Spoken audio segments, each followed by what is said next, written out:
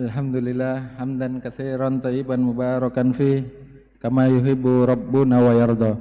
Asyhadu an la ilaha illallah wahdahu la syarikalah wa asyhadu anna Muhammadan abduhu wa rasuluhu la nabiyya ba'da. Hadirin wal hadirat rahimani wa rahimakumullah.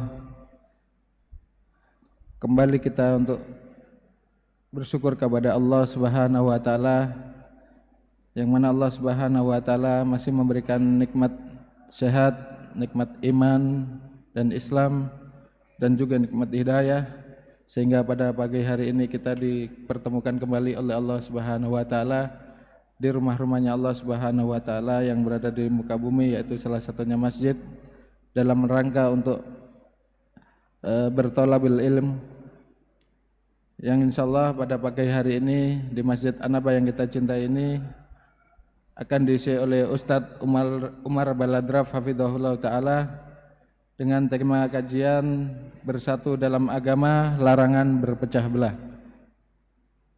Sebelum kajian dimulai, seperti biasa kami panitia kajian An-Naba untuk menyampaikan beberapa tata tertib kajian. Yang pertama, kami himbau kepada seluruh jamaah untuk selalu mencatat ilmu yang insyaallah akan disampaikan oleh Ustadz.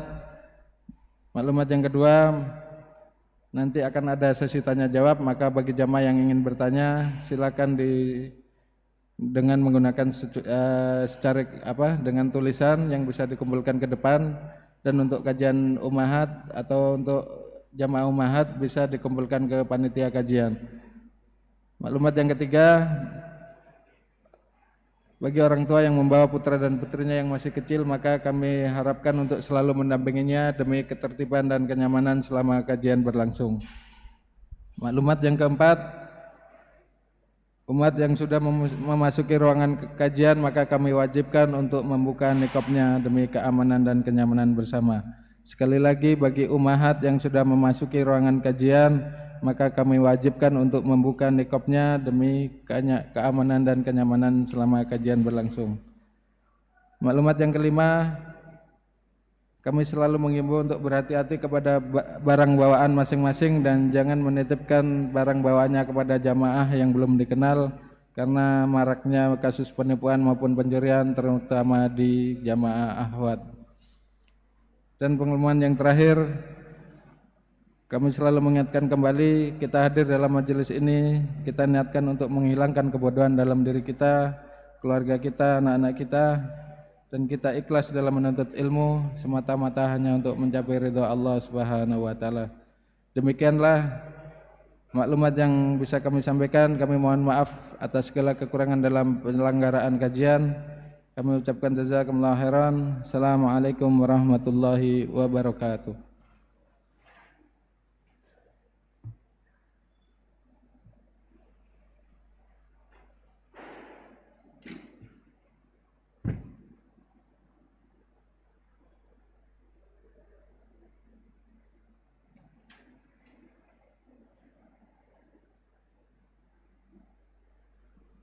أعوذ بالله من الشيطان الرجيم.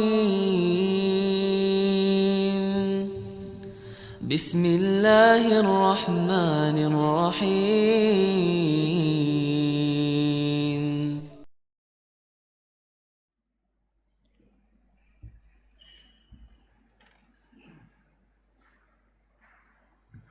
Bismillah. Assalamualaikum warahmatullahi wabarakatuh. Innal hamdalillah nahmaduhu wa nasta'inuhu wa nastaghfiruh wa na'udzu billahi ta'ala min shururi anfusina wa min sayyiati a'malina. Man yahdihillahu fala mudhillalah wa man yudlil fala hadiyalah. Wa asyhadu an la ilaha illallah wahdahu la syarikalah wa asyhadu anna Muhammadan abduhu wa rasuluh. Ya ayyuhalladzina amanu taqullaha haqqa tuqatih wa la tamutunna illa wa antum muslimun. Ya ayyuhan nasu taqu rabbakumul ladzi khalaqakum min nafsin wahidah wa khalaqa minha zawjaha wa batha minhuma rijalan katsiran wa nisaa'a wattaqullaha alladzi tasaaluna bihi wal arham innallaha kana 'alaikum raqiba. يا أيها الذين آمنوا اتقوا الله وقولوا قولا سديدا يصلح لكم أعمالكم ويغفر لكم ذنوبكم ومن يطع الله ورسوله فقد فاز فوزا عظيما أما بعد فإن أصدق الحديث كتاب الله وخير الهدي هدي محمد صلى الله عليه وسلم وشر الأمور محدثاتها وكل محدثة بدعة وكل بدعة ضلالة وكل ضلالة في النار. Ma'asyiral muslimin, ikhwani fillah, rahimani wa rahimakumullah. Alhamdulillah, segala puji bagi Allah Subhanahu wa taala yang melimpahkan kepada kita nikmat-nikmatnya yang begitu banyak sehingga di pagi hari ini kita bisa berkumpul di salah satu rumah-rumah Allah, di salah satu taman-taman surga yang ada di dunia untuk kita bersama mempelajari perkara-perkara yang penting di dalam agama, terutama yang berkaitan dengan keimanan kita, dengan akidah kita, dengan tauhid kita di hadapan Allah Subhanahu wa taala. Tak lupa juga sebagaimana wasiat Nabi sallallahu alaihi wasallam, la yashkurullaha man la yashkurun nas. Tidak bersyukur kepada Allah seseorang yang tidak berterima kasih kepada orang lain. Maka saya ucapkan jazahumullahu khairan, saya ucapkan terima kasih kepada pihak-pihak yang menjadi sebab terselenggaranya kegiatan di pagi hari ini, terutama kepada DKM Masjid An-Naba. Semoga Allah Subhanahu wa taala memberikan atau membalas jerih payah mereka, membalas usaha-usaha mereka dalam memakmurkan masjid-masjid Allah, dalam mensyiarkan dakwah ahli sunnah wal jamaah di tengah-tengah kaum muslimin, di tengah-tengah kaum muslimin yang ada di negeri kita. Baik jamaah rahimani wa rahimakumullah, sebagaimana yang telah diumumkan, tema kita pada pagi hari ini adalah berkaitan dengan al-amru bil ijtima' wan nahyu anit tafarruq, yaitu perintah untuk senantiasa menjaga persatuan dan larangan untuk kita tafarruq, berpecah belah di dalam agama. Pembahasan ini kita ambil dari poin kedua yang ada di dalam 6 poin yang disampaikan oleh Syekh Muhammad bin Abdul Wahhab dalam kitabnya Al-Usul As-Sittah. Ya, Imam Muhammad bin Abdul Wahhab punya kitab kutaib, kitab kecil, risalah ringkas yang namanya Al-Usul As-Sittah, 6 landasan. Di landasan yang kedua, beliau menyinggung tentang masalah pentingnya persatuan atau yang dikenal dengan istilah al-jamaah, bersatu di atas jamaah, dan larangan untuk berpecah belah, untuk bercerai-berai. Jamaah rahimani wa rahimakumullah, maka apa yang akan kita sampaikan ini hanya 1 poin, ya, tidak kita bahas secara keseluruhan Al-Usul As-Sittah, hanya poin yang kedua saja. Kemudian nanti akan kita syarah, akan kita jelaskan dengan penjelasan dari Syekh Abdul Aziz Ar-Rayis hafizahullah ta'ala, seorang ulama ahli sunnah dari Riyadh. Baik, langsung saja kata muallif Syekh Muhammad bin Abdul Wahhab rahimahullah, beliau mengatakan al-aslu ats-tsani, landasan yang kedua. Kata beliau rahimahullah, amarallahu bil ijtima'i fid din wa naha 'anit tafarruqi fihi. Allah Subhanahu wa taala memerintahkan hamba-hambanya untuk ijtima', bersatu di atas agama, dan Allah melarang hamba-hambanya untuk tafarruq, berfirqah-firqah, berpecah belah. Fabayyanallahu hadza bayanan syafiyan tafhamuhul awam. Hal ini telah dijelaskan oleh Allah Subhanahu wa taala dengan penjelasan yang sangat gamblang sekali, baik di dalam Al-Quran atau di dalam sunnah Nabi SAW. Bahkan kata beliau, tafhamuhul awam, saking jelasnya pembahasan tentang masalah ini, sampai-sampai orang-orang awam sekalipun paham dengan hal ini. Nanti akan kita syarah sedikit-sedikit. Ini kita terjemahkan dahulu. Kemudian kata beliau, wa nahana an nakuna kalladzina tafarraqu wakhtalafu qablana fahalaku. Allah juga melarang kita untuk kita berpecah belah, berselisih dalam agama ini sebagaimana umat-umat sebelum kita, yang mana mereka binasa, mereka menyimpang, mereka tersesat, dibinasakan karena berpecah belah di dalam agama. Wa dzakara annahu amaral muslimina bil ijtima'i fid din wa nahahum 'anit tafarruqi fihi. Oleh karenanya Allah menjelaskan kepada kaum muslimin tentang pentingnya persatuan di dalam agama dan larangan untuk berpecah belah. Wa yazidu wuduhan ma waradat bihi sunnah. Plus dijelaskan lagi dengan penjelasan yang lebih gamblang oleh Nabi SAW di dalam hadits-haditsnya. Minal ajabil ujab fi dzalik, yang mana Nabi SAW menjelaskan dengan sangat menakjubkan. Penjelasan Nabi SAW lebih rinci lagi tentang masalah pentingnya persatuan di dalam agama dan larangan berpecah belah. Tsumma saral amru ila annal iftiraq fi usuluddin wa furu'ihi huwal ilmu wal fiqhu fid din. Kemudian ternyata Allah punya takdir kauniyah. Apa takdir kauniyah? Berarti kalau takdir kauniyah, yang satunya disebut takdir syariah. Enggak usah dijelasin ya. Hah? Berarti kalau ada takdir kauniyah maka lawannya syariah. Ya udah, nggak usah dijelasin kan apa takdir kauniyah, apa takdir syariah. Syariah, Allah memerintahkan untuk bersatu. Itu perintah Allah. Wa'tasimu bihablillahi jami'an wala tafarraqu. Perintah dari Allah untuk bersatu. Tapi ternyata secara kauni Allah menghendaki, Allah mentakdirkan umat Islam bersatu atau berpecah belah. Maka ini perlu dibedakan antara yang kauni dan yang syar'i. Kita konsepnya Ahlus Sunnah, kita ini tetap berpegang dengan yang syar'i. Kalau mau berpegang, pegang yang syar'inya. Berhukum, maka yang dipegang hukumnya adalah yang syar'i. Allah perintahkan kita untuk bersatu, jalankan udah. Allah melarang kita untuk berpecah belah, maka jangan dikerjakan. Adapun kok kenapa yang kauni Allah takdirkan berpecah belah?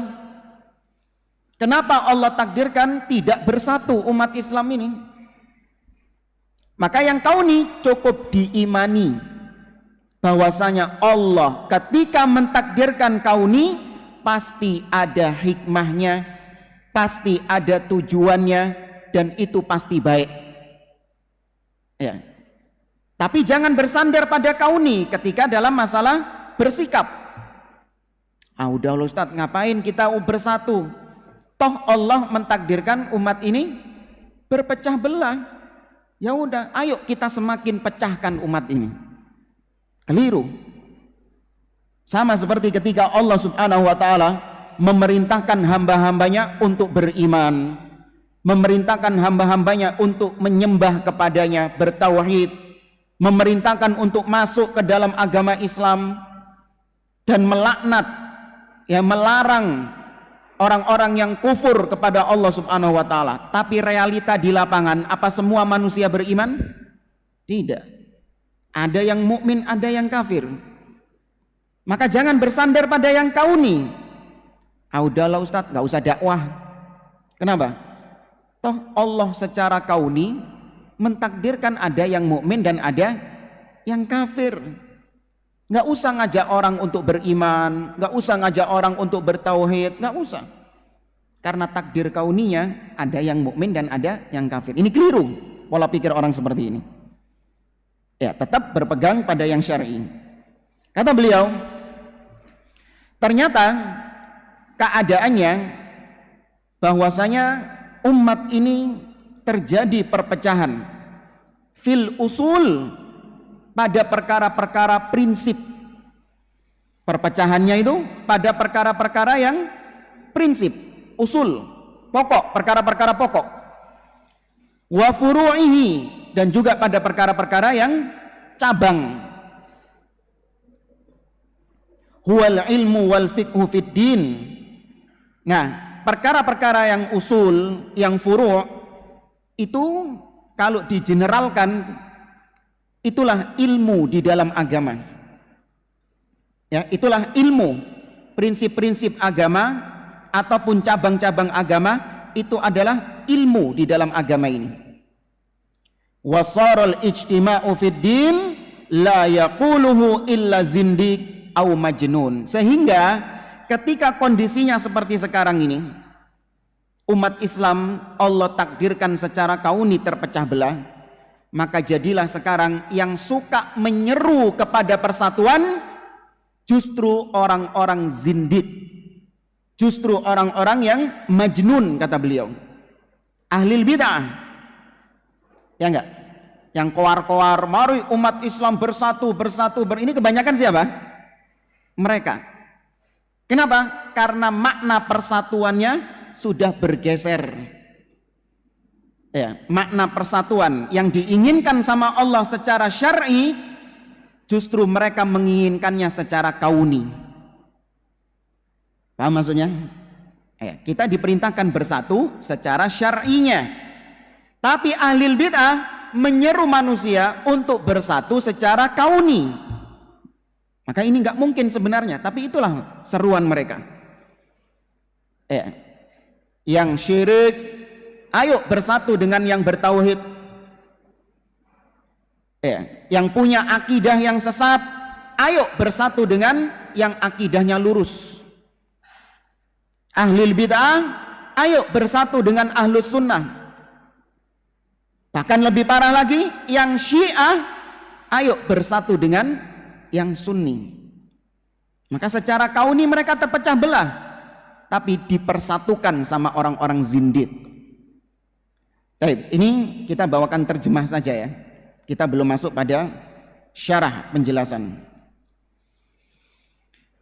Baik, di sini Syekh Abdul Aziz Ar-Rayis hafizahullah taala menjelaskan tentang al-jamaah. Kita sering mendengar kata-kata al-jamaah. Mari kita berjamaah. Maksudnya berjamaah di sini adalah bersatu. Kata-kata al-jamaah itu hanya memiliki dua makna. Ya, al-jamaah hanya memiliki dua makna. Yang pertama adalah jama'atud din, jamaah ad-din, yaitu persatuan di atas agama. Dan yang kedua adalah jama'atu al-badan, yaitu persatuan fisik. Ya, jama'atud din wa jama'at al-badan.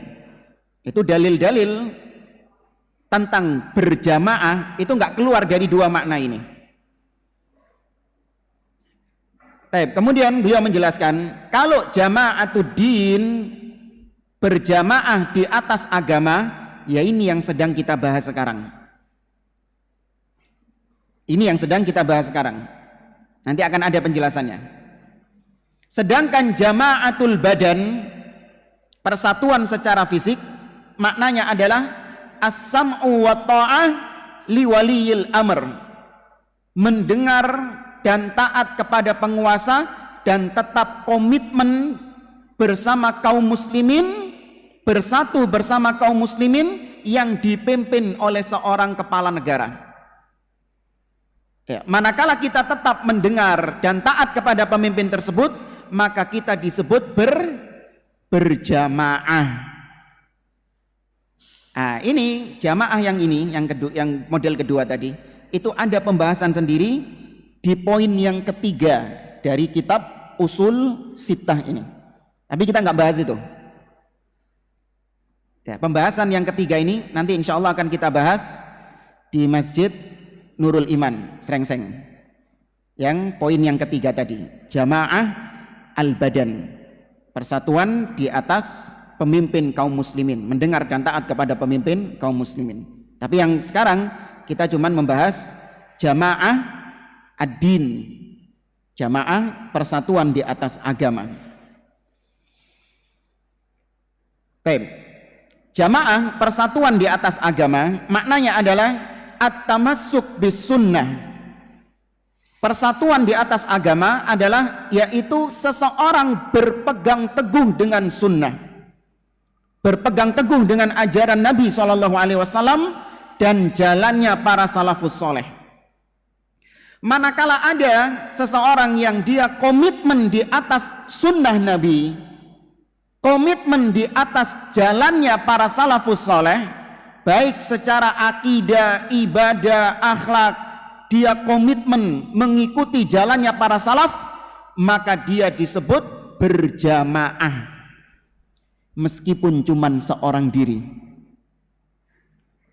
Ya, meskipun cuman seorang diri. Karenanya Abdullah bin Mas'ud radhiyallahu taala anhu, beliau pernah mengatakan, antal jamaah in kunta ma zilta wafaqal haq wa in kunta wahdak.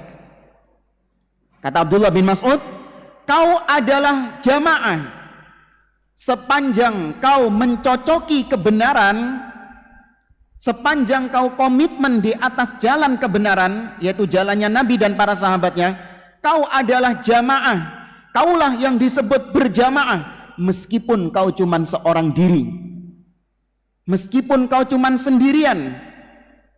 Sedangkan orang-orang kaum muslimin yang ada di sekitarmu, mereka ini bersatu secara fisik, namun kalau mereka tidak berada di atas jalannya Nabi, tidak berada di atas sunnah Nabi, tidak berada di atas jalannya para salaf, meskipun mereka kelihatannya bersatu, ketahuilah mereka yang berpecah belah. Meskipun pakai dress code sama jamaah nih, pakai putih-putih semua, ya, tapi yang satu khawarij, yang satu akidahnya Asy'ariyah, yang satu suka mencela penguasa, yang satu Rafidhah, yang satu mengatakan Al-Quran bukan kalamullah, Al-Quran makhluk. Ya, mereka semuanya pakai dress code yang sama, putih-putih, di bawah payung yayasan yang sama. Orang ngelihat, bersatu ini, berjamaah ini mereka.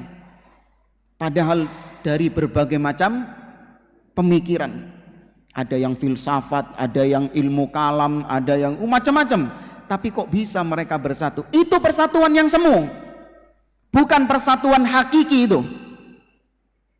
Allah mengatakan, tahsabuhum jami'a wa qulubuhum syatta. Kalian melihat mereka ini bersatu, namun hati mereka, akidah mereka berpecah belah. Itu persatuan yang semu. Sedangkan Anda, kalaupun memang terjadi ya, Anda seorang diri yang benar-benar Anda bertahan di atas sunnah, bertahan di atas manhaj salaf, Andalah ketika itu yang disebut sedang berjamaah, sedang bersatu. Pertanyaannya, kok bisa seorang diri tapi dikatakan berjamaah, sedangkan makna jamaah ini adalah berkelompok? Paham maksud pertanyaannya jamaah? Ya, kok bisa kalau ada orang yang berpegang dengan sunnah, dia kokoh di atas manhaj salaf, tidak jatuh dalam penyimpangan-penyimpangan dalam perkara-perkara usul, dalam perkara akidah, kok bisa orang seperti ini disebut berjamaah padahal cuma seorang diri? Ada yang bisa? Ada jawaban, ada hadiahnya jamaah. Tafadhol.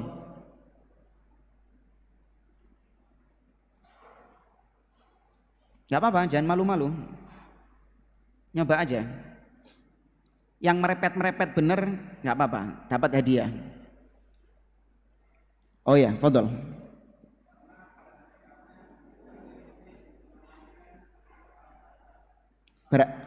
Nah, berarti dia sedang berkelompok bersama siapa? Naam, barakallahu fiik. Nabi dan para sahabat. Antum mau yang mana? Kayaknya yang besar. Hah? Iya. Diambil nanti ya. Baik. Maka benar, kenapa satu orang ini disebut berjamaah? Karena dia berada di atas jalan yang sama dengan jalan yang ditempuh oleh Nabi dan para sahabatnya. Makanya pernah tahu hadis Abdullah bin Mas'ud.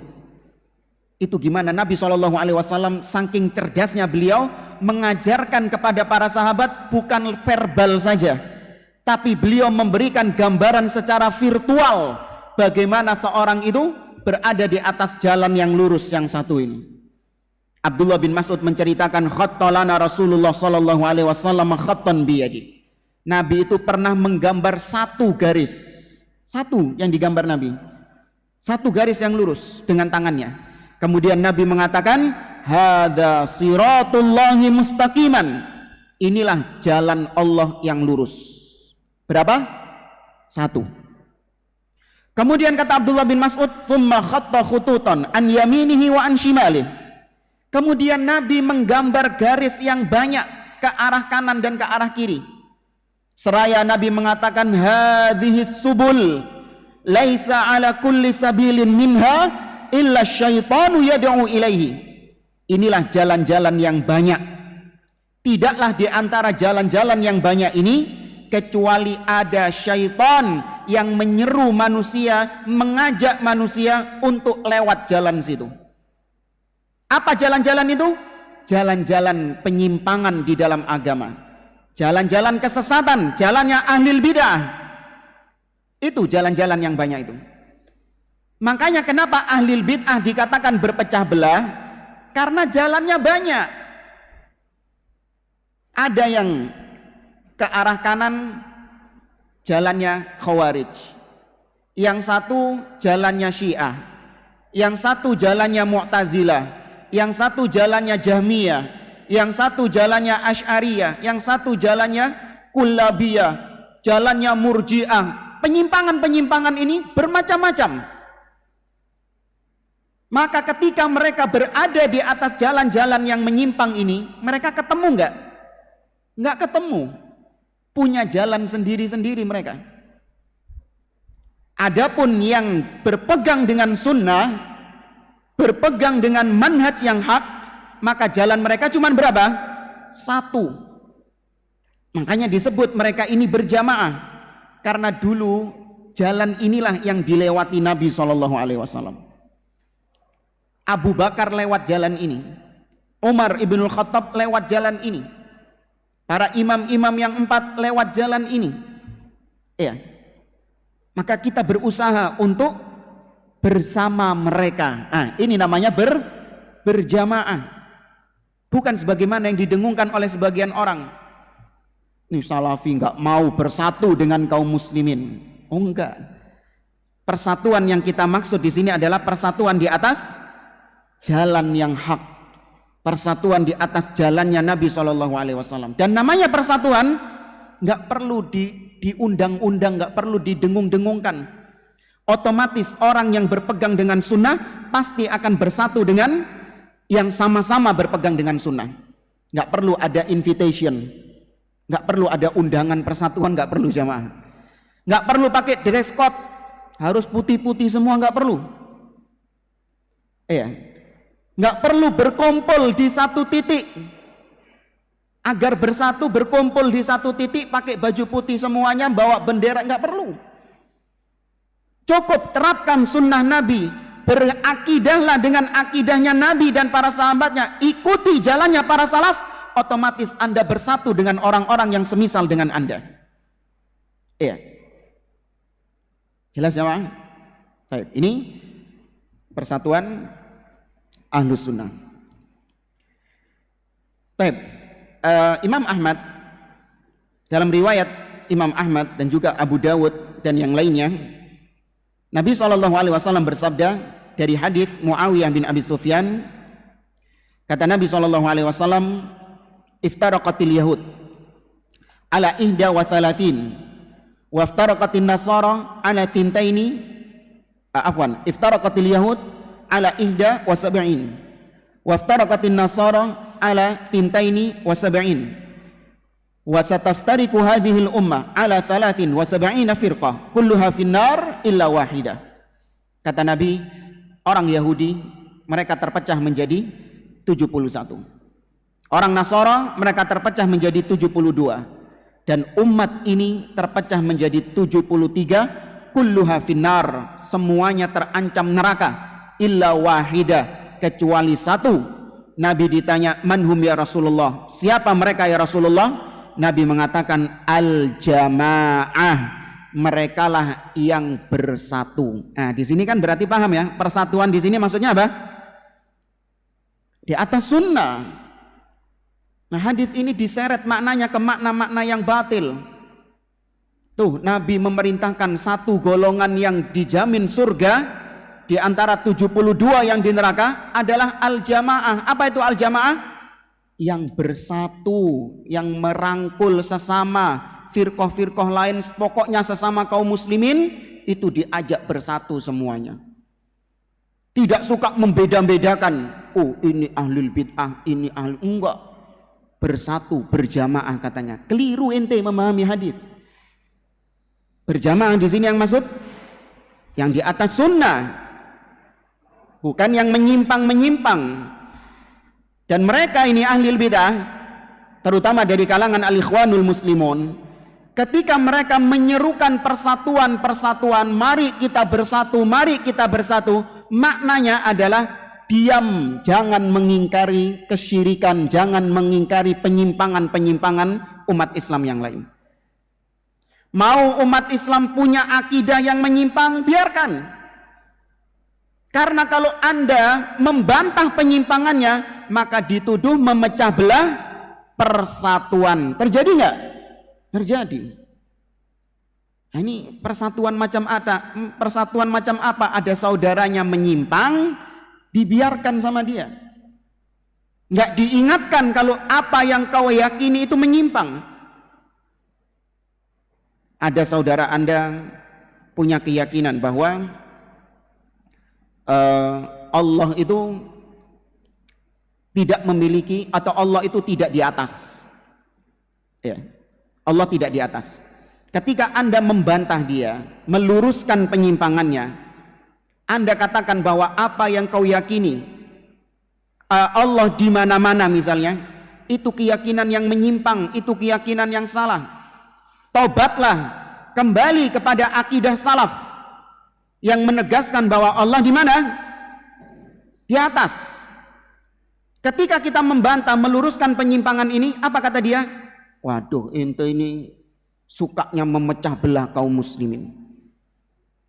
Kapan bersatunya umat Islam? Kalau urusan Allah di atas atau di mana-mana saja sudah ribut. Gini saja diributin gitu. Perkara gini saja di mana Allah sampai ribut, sampai membid'ahkan, sampai menyesatkan. Umat Islam ini kok gini banget ya? Orang-orang kafir sudah bisa ke bulan, umat Islam masih debat masalah di mana Allah Subhanahu wa taala.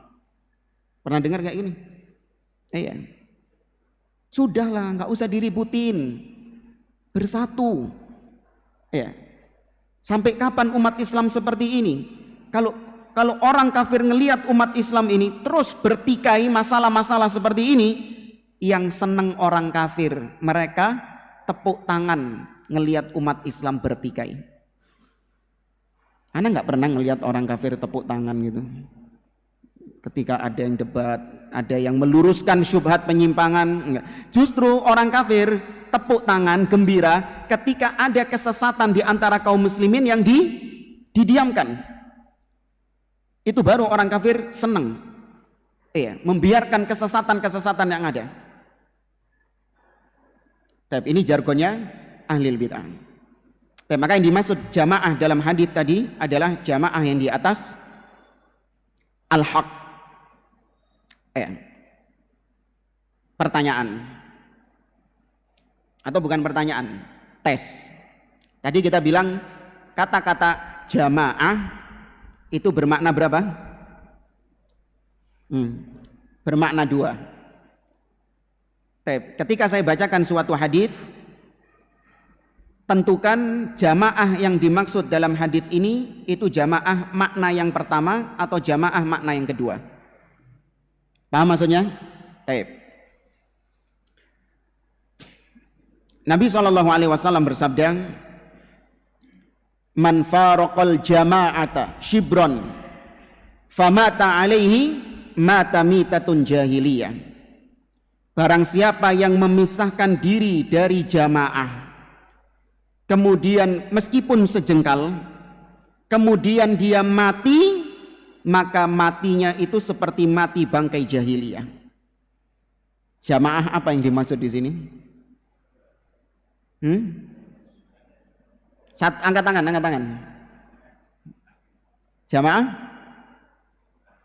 Jamaah agama. Ya jelas kalau yang ini yang salah ya pasti yang kedua. Tapi nggak apa-apa Pak, fadhol. Antum belum ya sini sekalian, biar nggak punya utang.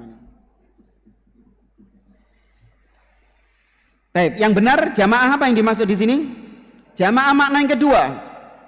Barang siapa yang memisahkan diri dari jamaah, artinya dia khuruj, keluar dari ketaatan kepada pemimpin kaum muslimin. Barang siapa yang memisahkan diri dari jamaah, yaitu jamaah yang di bawah pemimpin seorang kepala negara, dia keluar dari ketaatan, memberontak kepada pemimpin. Maka barang siapa yang mati dalam kondisi seperti itu, maka matinya mati bangkai jahiliyah. Artinya bukan mati kafir, tidak, tapi kondisinya seperti kondisi orang-orang jahiliyah yang mereka nggak punya pemimpin. Artinya dia menanggung dosa yang besar. Baik jamaah rahimani wa rahimakumullah.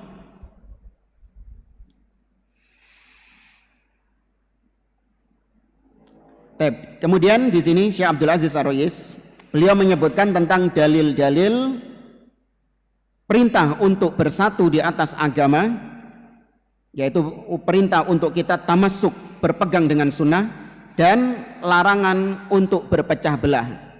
Berarti kalau perintah berjamaah artinya adalah berpegang dengan sunnah, maka berarti larangan berpecah belah itu larangan untuk, paham nggak pertanyaannya? Lengkapi kalimat berikut. Kalau Allah misalnya mengatakan dalam Al-Quran, wa'tasimu bihablillahi jami'an wala tafarraqu, berpeganglah, bersatulah, berpeganglah dengan tali Allah, artinya bersatu, dan jangan kalian berpecah belah, bercerai-berai. Kalau bersatu di sini artinya adalah berpegang dengan sunnah, maka berarti larangan di sini artinya, naam barakallahu fikum. Ini apa ini antum? Oh kalau benar ini, kalau salah ini ya. Maka berarti itu larangan bid'ah.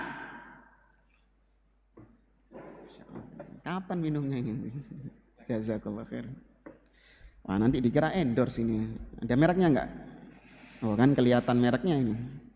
Padahal beli ini dia, bukan di endorse ini.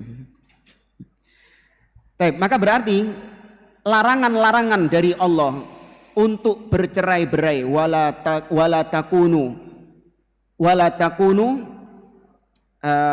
takunu kalladzina tafarraqu wakhtalafu min ba'di ma ja'athumul bayyinat. Janganlah kalian menjadi seperti orang-orang yang berpecah belah, yang bercerai-berai dalam agamanya. Berarti larangan berpecah belah di sini adalah larangan untuk mengikuti jalan-jalan yang bid'ah. Larangan untuk mengikuti jalan-jalan yang menyimpang. Tidak seperti bercerai-berai yang dipahami oleh ahli bid'ah. Tatkala kita tegas tatkala kita tegas membantah penyimpangan, justru kata mereka kita memecah belah kaum muslimin. Kan gitu kan tuduhannya kan, ketika kita lantang menegaskan bahwa akidah ini menyimpang, Jahmiyah menyimpang, Ikhwanul Muslimin menyimpang. Ya, ketika kita tegas mengatakan firqah-firqah yang menyimpang itu sebagai firqah yang sesat, dan kita ingin supaya mereka bertobat, rujuk kepada manhaj salaf, kepada akidah yang benar, kita dituduh memecah belah kaum muslimin.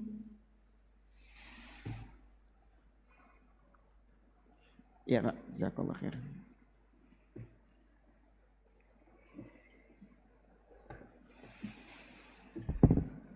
Makanya kita diingatkan dengan ayat-ayat tadi. Wala tafarraqu. Jangan kalian berpecah belah.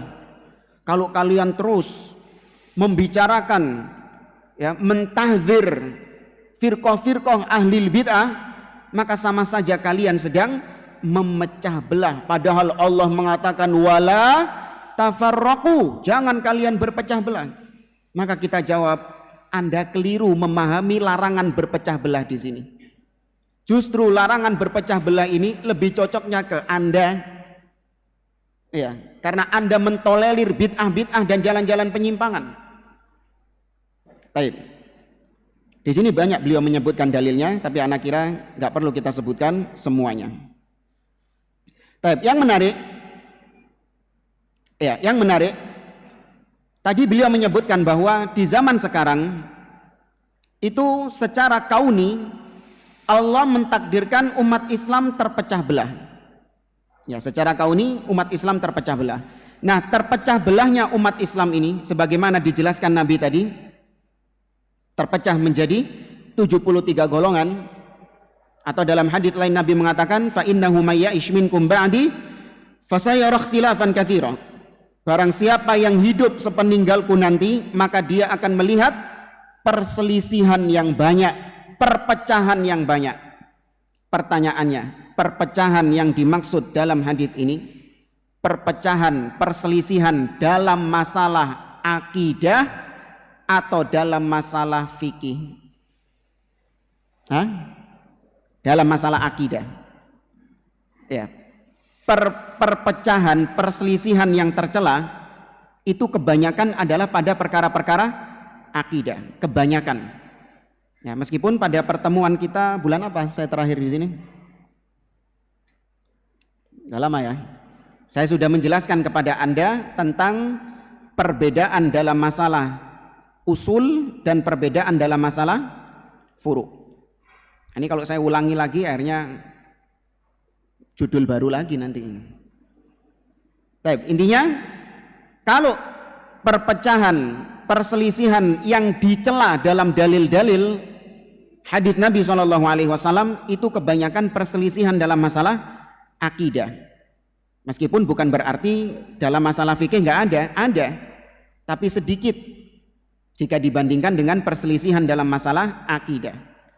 Sedangkan perselisihan dalam masalah fikih itu secara asal tidak tercela.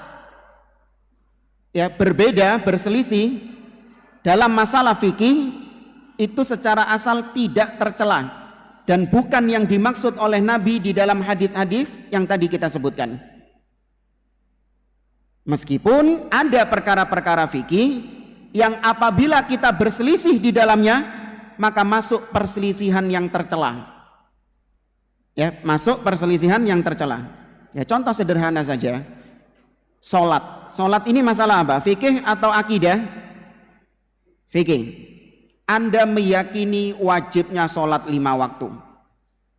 Teman Anda mengatakan sholat 5 waktu nggak wajib. Gimana? Ini perbedaan yang tercela atau terpuji?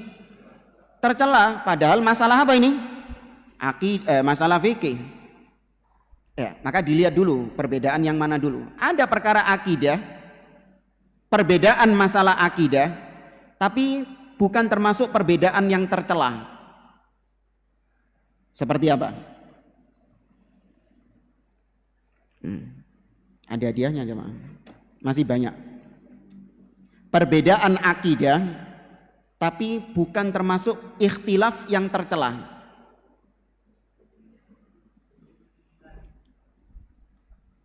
Kunut, enggak. Kunut masalah apa? Fikih, masalah ibadah. Nah, fadhol.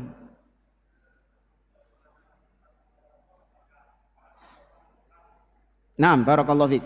Ya, salah satunya adalah mana yang lebih dulu diciptakan. Kalimatnya yang benar, mana yang lebih dulu diciptakan, bukan mana yang pertama kali diciptakan, enggak. Tapi siapa yang lebih dulu diciptakan? Arsy ataukah kolam? Kolam bukan renang itu, bukan ya. Apa artinya kolam? Pena, hati-hati. Nah, orang pikirannya kolam pancing apa kolam ikan. Ya, maksudnya pena takdir. Ya, karena para ulama berbeda ketika memahami hadis Nabi SAW. Awwalu ma khalaqallahu al-qalam, tsumma qala lahu uktub. Yang awal kali diciptakan Allah adalah kolam, pena. Kemudian Allah mengatakan tulislah, dan seterusnya. Ini ada perbedaan di antara para ulama, dan kalaupun berbeda dalam masalah ini, itu tidak tercela perbedaannya. Baik. Antum yang ini ya. Ada lagi yang bisa nyebutin? Yang mana dulu? Antum sudah tadi. Lagi. Yang belakang, Pak. Wah, nggak denger ini. Panitia nggak ada mic ya. Gimana?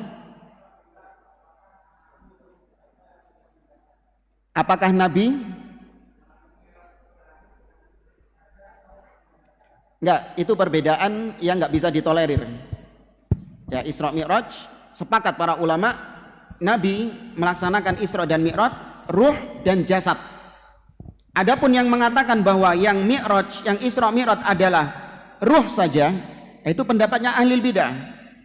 Adapun ahlu sunnah sepakat. Ya, karena Allah Subhanahu wa taala mengatakan subhanalladzi asra bi 'abdihi. Allah sebutkan Nabi dengan kata-kata abdihi. Artinya itu ruh dan jasadnya. Ya.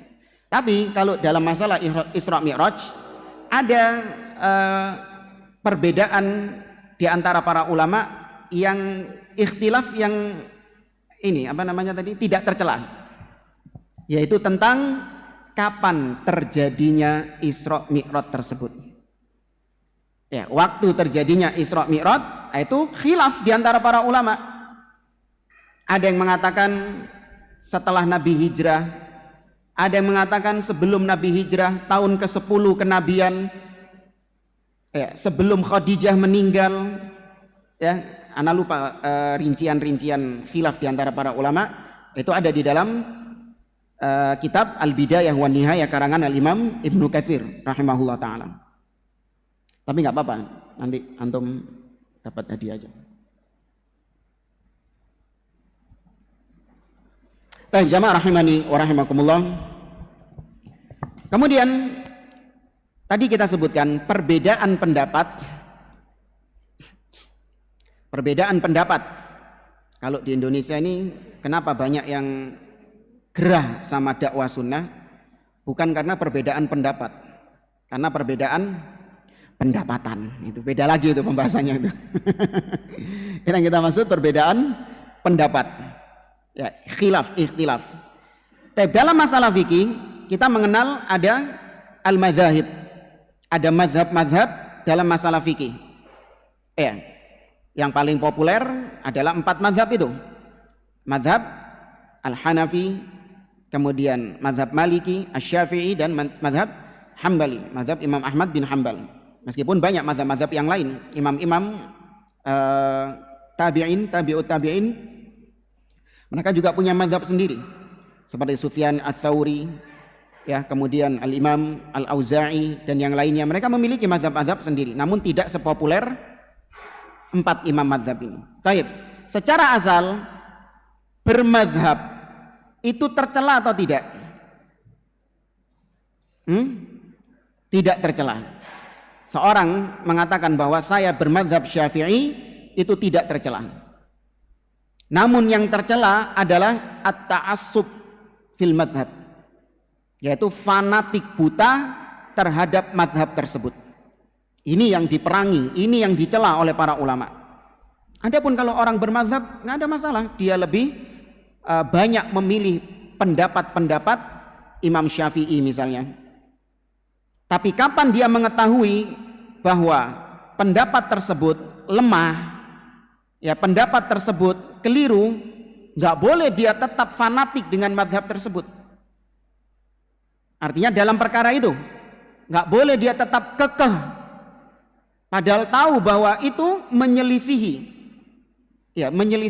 dalil-dalil yang ada atau menyelisihi ucapan-ucapan ulama yang lain. Seperti misalnya dalam madhab Hanafi, mereka memiliki pendapat bahwa khamr yang diharamkan hanya yang terbuat dari al-inab, dari anggur. Adapun selain anggur maka tidak diharamkan. Antum yang saya ini madhabnya Hanafi, ya, akhirnya beli khamr tapi bukan dari anggur, dari tape, dari apa lagi? Dari beras, ya. Kenapa kau minum khamr? Bukankah khamr diharamkan? Oh, saya madhabnya Hanafi gitu. Ya, nggak dibenarkan. Di antaranya juga adalah bolehnya menikah tanpa wali. Seorang wanita ya boleh menikahkan dirinya sendiri tanpa wali. Ya, ini namanya zillatul ulama, ketergelinciran ulama. Diberi uzur. Kenapa? Karena bisa jadi mereka belum sampai kepadanya hadis-hadis Nabi SAW. Maka mereka berijtihad sesuai dengan informasi hadis yang masuk kepada mereka. Ketika informasinya seperti itu, maka keluarlah ijtihadnya seperti itu. Maklum di zaman tersebut tidak semua hadis sampai kepada mereka. Jangankan mereka, sahabat Nabi yang satu zaman dengan Nabi SAW, tidak semua hadis mereka dengar. Ya. Pernah tahu tentang kisahnya Umar ibn Khattab yang ditok-tok, apa ditok-tok ini? Digedor, bukan digedor, diketuk. Ya, diketuk 3 kali oleh salah seorang sahabat ketika itu Umar sedang melaksanakan sholat di dalam rumah. Sampai 3 kali Umar enggak menjawabnya, maka ditinggal sama sahabat ini. Begitu selesai sholat dibuka sama Umar, kaget, kok nggak ada orang. Maka Umar pun pergi menuju tempat kumpulnya para sahabat yang lain, kemudian bertanya, siapa yang tadi mengetuk pintu rumahku? Ana lupa siapa sahabat ini namanya.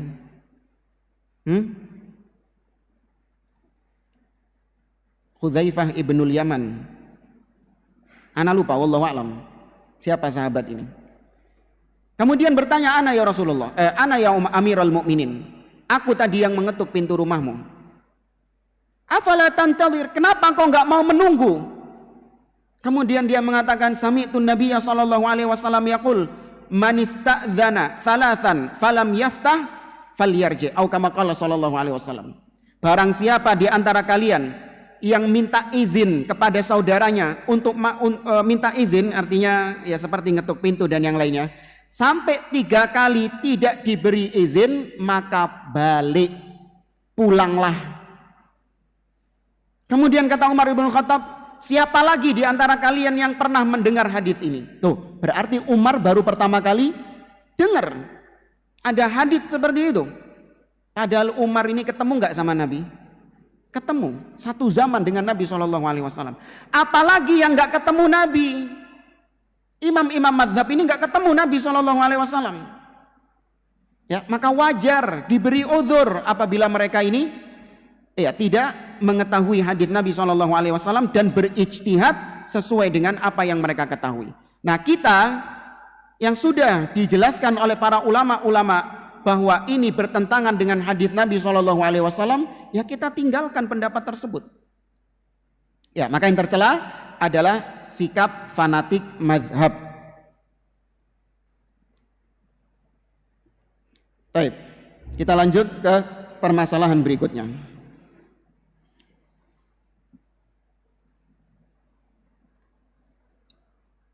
Ana nggak ini poin-poinnya ya, nomor berapa.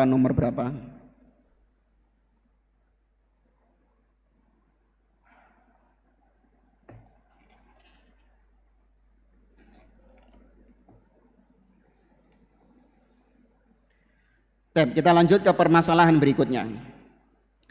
Kata beliau, masih ingat tentang dua persatuan tadi? Jamaah apa dan jamaah apa? Jama'atud din dan jamaah al-badan. Ya. Kata para ulama, di antara dua persatuan ini, mana yang lebih mulia? Persatuan di atas agama atau persatuan di atas pemimpin kaum muslimin? Mana yang lebih mulia? Persatuan di atas pemimpin ini lebih mulia daripada persatuan di atas agama. Yakin? Iya, persatuan di atas agama ini lebih mulia daripada persatuan di atas pemimpin, meskipun dua-duanya diperintahkan. Dua-duanya diperintahkan, ingat. Dua-duanya tetap harus dijaga ini persatuannya ini. Tapi kalau ditimbang, yang lebih mulia adalah persatuan di atas agama. Kenapa alasannya? Kata Syekh Abdul Aziz Ar-Ru'ais, kalau persatuan di atas agama muradun lidzatihi, yaitu tujuannya sudah tercapai. Zatnya itulah tujuannya. Sedangkan persatuan di atas pemimpin, kebersamaan kaum muslimin yang dipimpin oleh seorang pemimpin, ini persatuannya muradun li ghairihi. Yang diinginkan adalah dampaknya. Bingung nggak antum? Ana aja jelasin bingung tadi ngomong apa. Gini, saya atur dulu. Nerjemahinya juga bingung juga. Kalau paham bahasa Arab enak, muradun li dzatihi, muradun li ghairihi.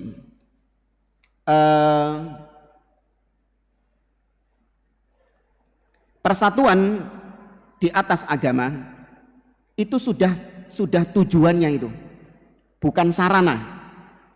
Paham? Persatuan di atas agama ini tujuan. Sedangkan persatuan di atas pemimpin kaum muslimin ini masih sarana. Ya, ini masih sarana. Tujuannya adalah supaya umat Islam ini berada di atas keamanan, bisa melaksanakan ibadah kepada Allah. Karena negeri yang aman, maka agama akan tegak. Kan gitu kan? Kalau kita mendengar dan taat kepada pemimpin, kaum muslimin ini bersatu di bawah kepemimpinan seorang pemimpin, maka negeri ini menjadi teratur, kaum muslimin teratur, tidak ada prahara, sehingga agama, syariat-syariat agama bisa berjalan. Maka berarti persatuan yang model kedua tadi itu sarana, bukan tujuan. Adapun persatuan agama itu tujuan sudah. Contoh sederhana gini jamaah. Anda sampai di kota Mekah. Yang kedua, Anda naik pesawat. Ya. Anda sampai di kota Mekah, Anda naik pesawat. Dua-duanya Anda jalankan. Ya enggak? Dua-duanya Anda jalankan dan dua-duanya penting. Tapi kalau ditimbang sampai di kota Mekah itu adalah tujuan. Sedangkan naik pesawat ini masih apa? Masih sarananya. Paham permisalannya ini? Baik.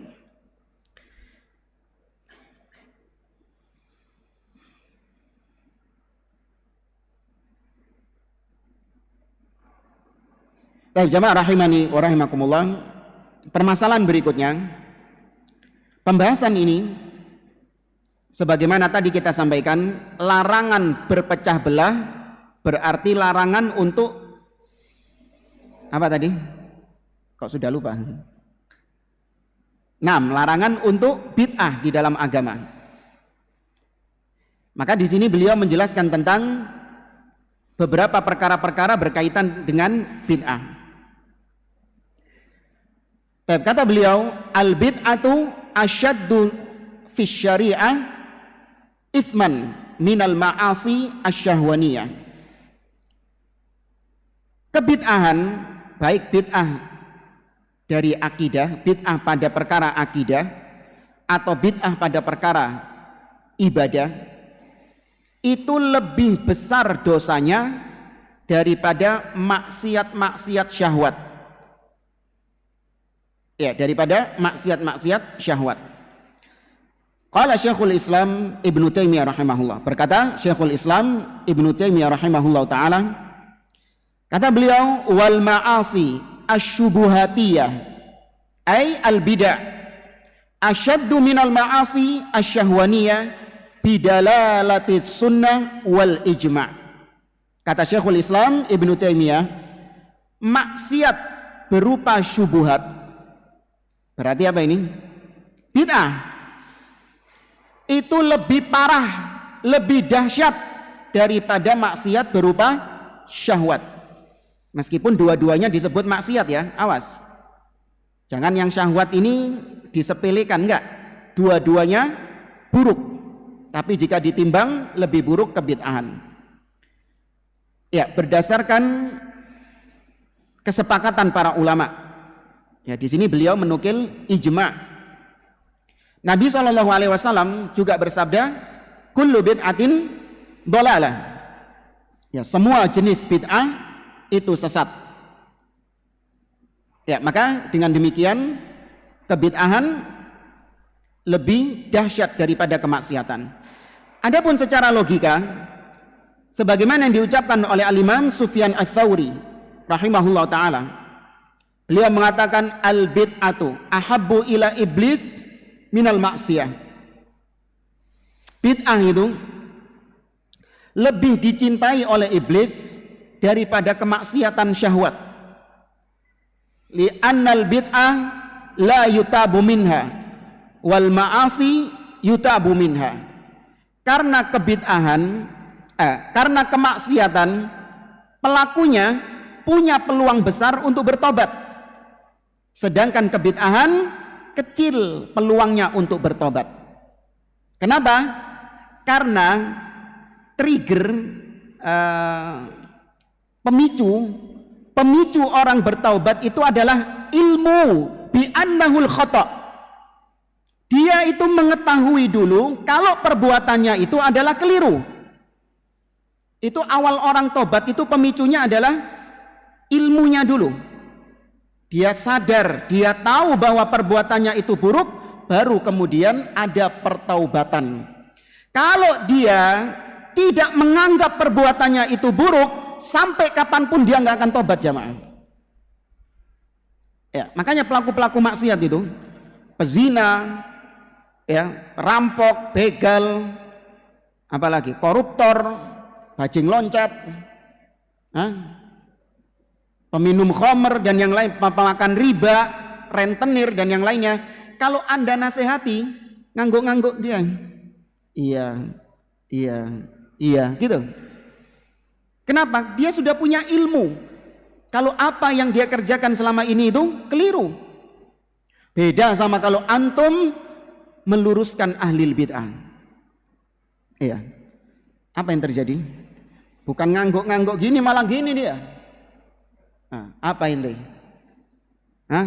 Apa ini? Keluar sana, pergi ini dari situ. Karena dia menganggap apa yang selama ini dia yakini dari bid'ahnya, apa yang selama ini dia kerjakan dari bid'ahnya, dia tidak meyakini itu sebuah kesalahan. Sehingga mustahil atau sedikit kemungkinannya dia bertaubat kepada Allah Azza wa Jalla. Baik. Kemudian juga secara logika, kenapa bid'ah itu lebih dahsyat dosanya daripada maksiat? Karena konsekuensinya bid'ah ini berat. Ya, yang pertama, bid'ahnya itu disandarkan kepada agama. Ya, bid'ah itu disandarkan kepada agama, sedangkan Allah nggak pernah menurunkan keterangan tentang bid'ah yang dia kerjakan itu. Demikian Nabi SAW tidak pernah menjelaskan kepada umatnya tentang bid'ah yang dia kerjakan itu. Maka konsekuensi dari bid'ah itu adalah takdzibur Rasul, mendustakan Rasul SAW, atau menganggap Allah belum sempurna menurunkan syariat agama ini, sehingga mendustakan ayat Allah, al-yauma akmaltu lakum dinakum.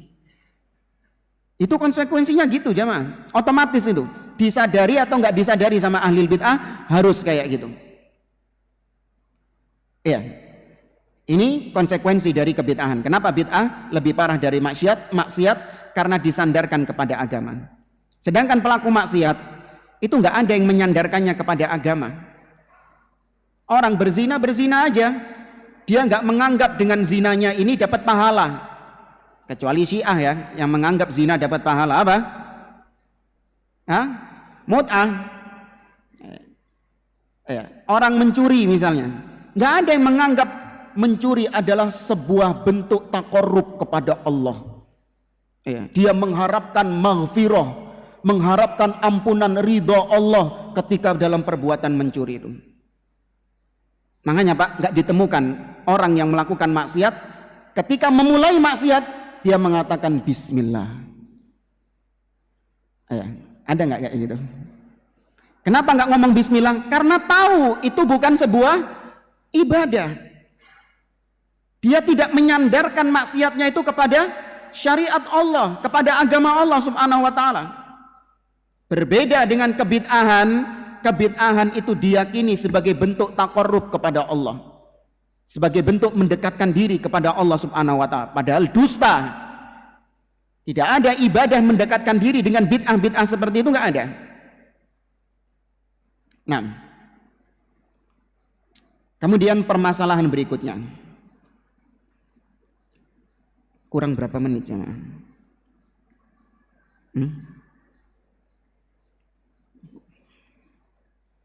Kok capek anaknya? Kita mulai jam berapa tadi? Ini mana ini panitianya ini kok ngilang ini? Tadi mulainya 9.15. Biasanya sampai jam 12. Tega antum sama.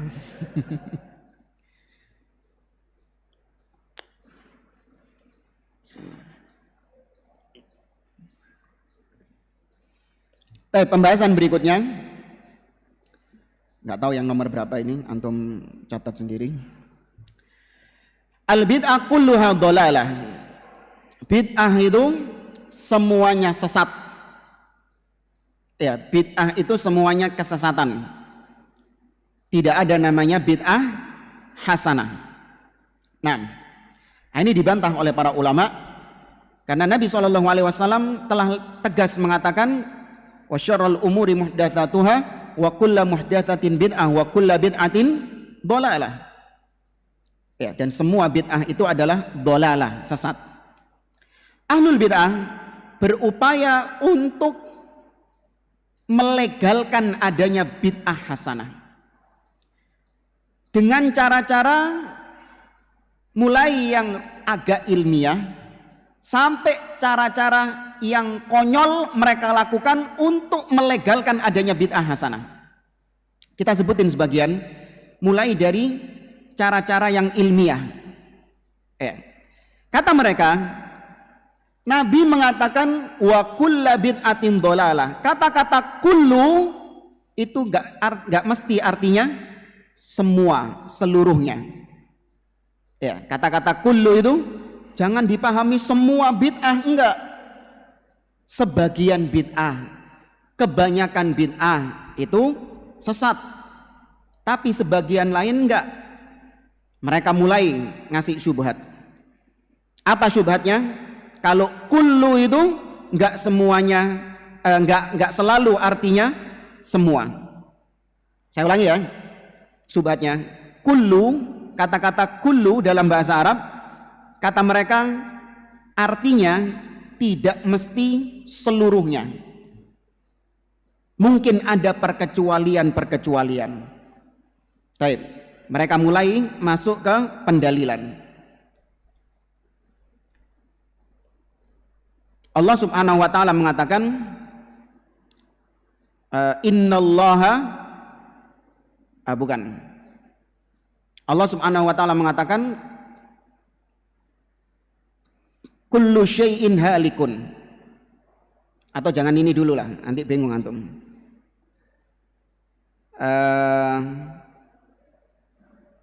Baik. Allah Subhanahu wa taala itu disebut dengan asy-syai', sesuatu. Ya, Allah Subhanahu wa taala itu disebut dengan asy-syai', sesuatu. Sebagaimana dalam surah Al-An'am Allah mengatakan kul ayyu syai'in akbaru syahadatan qulillahu syahidun baini wa bainakum. Katakan wahai Muhammad, sesuatu apakah yang paling besar persaksiannya, paling agung persaksiannya? Maka jawablah qulillahu syahidun. Katakanlah sesuatu yang paling agung itu, yang paling besar persaksiannya adalah Allah Subhanahu wa taala. Maka Allah itu disebut asy-syai' dalam pembahasan al-ikhbar. Ini beda lagi nih, nanti panjang lagi nih bahasnya nih. Al-ikhbar yaitu bukan asma, bukan sifat, tapi mengabarkan Allah itu sesuatu. Baik, berarti ditetapkan Allah itu syai'.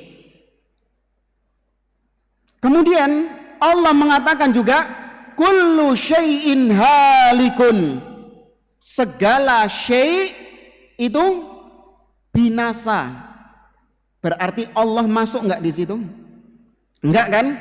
Nah, berarti kullu enggak mesti artinya semua, ada perkecualian. Berikutnya, banyak mereka punya stok dalilnya, syubhatnya banyak ini. Allah itu ditetapkan kalau ini sifat. Kalau tadi sebelumnya syai' itu ikhbar, mengabarkan. Nah, kalau ini salah satu sifat Allah. Allah itu punya sifat an-nafs. Allah itu punya sifat an-nafs. Nun fa sin, nafs, jiwa. Ya, itu ditetapkan. Misalnya Allah Subhanahu wa taala menjelaskan di akhir surah Al-Maidah, dialog antara Allah dengan Nabi siapa? Isa alaihi salam. Allah mengatakan id qala Allahu ya Isa. Dan ingatlah ketika Allah mengatakan kepada Isa, a anta qulta lin-nasi ittakhiduni wa ummiya ilahaini min dunillah. Wahai Isa, apakah dahulu kau memerintahkan manusia untuk menyembah dirimu dan menyembah ibumu? Nabi Isa mengatakan, subhanak, maha suci engkau ya Allah. Ma yakunu li an aqula ma laisa li bihaq. Tidak pantas bagiku untuk mengatakan sesuatu yang bukan menjadi hakku. Karena menyembah itu haknya siapa? Allah Subhanahu wa taala. Nah, ini pendalilannya di sini. Nabi Isa kemudian mengatakan in kuntu qultuhu faqad alimtah ta'lamu ma fi nafsi wala a'lamu ma fi nafsik. Kalau aku mengucapkannya, kau pasti tahu ya Allah. Karena kau mengetahui apa yang ada di dalam jiwaku, sedangkan aku tidak mengetahui apa yang ada di dalam jiwamu ya Allah. Berarti ditetapkan Allah memiliki nafs. Dalam ayat yang lain di surah Ali Imran Allah mengatakan wa yuhadzirukumullahu nafsah. Dan Allah mengingatkan kalian tentang dirinya. Ditetapkan Allah itu punya nafs. Sudah sampai sini paham? Baru masuk ke syubhatnya. Allah berfirman kullu nafsin dha'iqatul maut. Semua nafs itu merasakan kematian. Berarti kalau Anda mengatakan kullu bid'atin dhalalah itu artinya semua, maka berarti kullu nafsin dha'iqatul maut, berarti yang ikut mati di situ nafsnya siapa? Allah Subhanahu wa taala. Kalau Anda mengatakan oh enggak, Allah enggak masuk di situ. Oh enggak bisa. Kullu katamu artinya apa? Semuanya. Paham di sini syubhatnya jamaah? Baik, bagaimana bantahnya? Jangan sampai paham syubhat, nanti ketika bantahannya malah nggak mudeng. Bingung pulang dari sini bawa syubhat antum. Gimana bantahnya?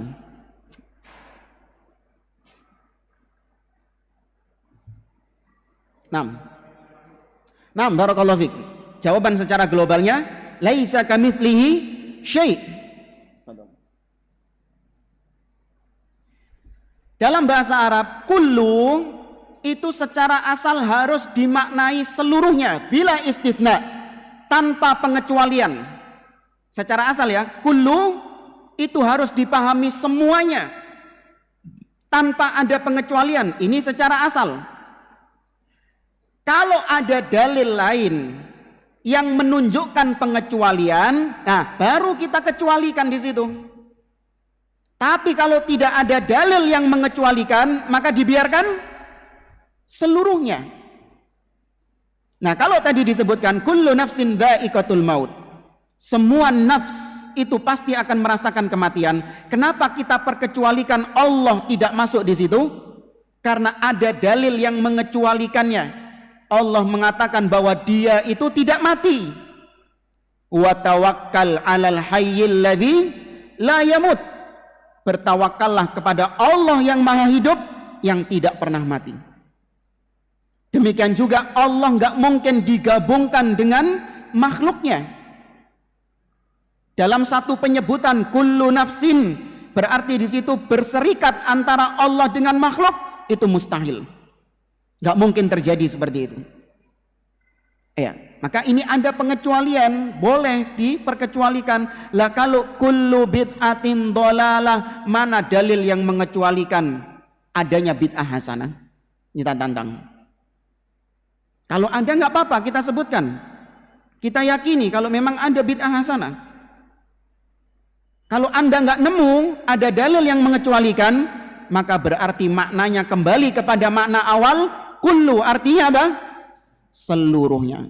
Paham teman jamaah? Paham? Nah, sebenarnya ada dalil-dalil lain, cuman dalil-dalil yang konyol. Ya, tentang adanya bid'ah hasanah itu. Seperti ucapannya Abdullah bin Mas'ud radhiyallahu taala anhu. Abdullah bin Mas'ud mengatakan, "Ma ra'al muslimuna hasanan fahuwa indallahi hasan." Apa-apa yang dipandang baik oleh umat Islam, maka berarti itu di sisi Allah juga baik. Paham ya? Apa-apa yang umat Islam memandang itu sebagai sebuah kebaikan, maka berarti di sisi Allah itu juga sebagai kebaikan. Berarti kan mereka ini sok kitalah mayoritas, kan gitu kan? Kitalah yang terbanyak. Berarti kalau kita memandang ada amalan yang kata kalian bid'ah, kita memandang itu sebagai sebuah hal kebaikan, maka berarti di sisi Allah itu juga baik. Maka dijawab oleh para ulama, jangan suka motong-motong dalil, jangan suka motong-motong ucapan Abdullah bin Mas'ud.